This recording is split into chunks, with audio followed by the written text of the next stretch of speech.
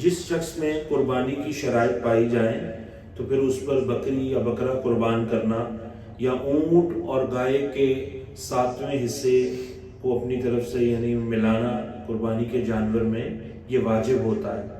7वें हिस्से से कम अगर कोई शख्स जो है वो कुर्बानी करना चाहे तो किसी की भी कुर्बानी नहीं होगी, बल्कि गाय और ऊंट में 7 हिस्से हैं और किसी एक शख्स ने 7वें हिस्से से कम अपना हिस्सा शामिल किया है तो जिसका 7वां हिस्सा होगा उसकी भी नहीं होगी और जिसका 7वें से ज्यादा होगा उसकी भी कुर्बानी नहीं होगी।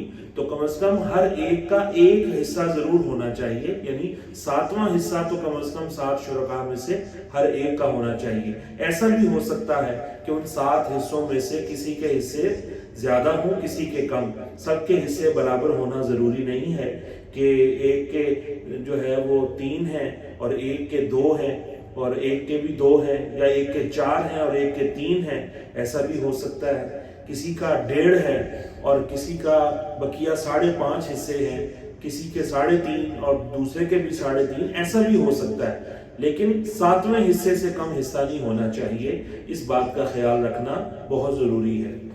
और इसके अलावा कुर्बानी के 7 हिस्सों में आप अकीका अगर कोई शामिल करना चाहते हैं तो उसको भी कर सकते हैं। इसी तरह हुदूद हरम में जिन्होंने कुर्बानी करनी है वो दम अगर देना चाहते हैं, उन पर किसी सूरत में वाजिब हुआ है तो वो भी कुर्बानी के 7 हिस्सों में से ऊंट और गाय में वो दम का हिस्सा भी शामिल कर सकते हैं। तो इस तरह से कुर्बानी भी सही होगी, अकीका भी दुरुस्त होगा और दम भी अदा हो जाएगा।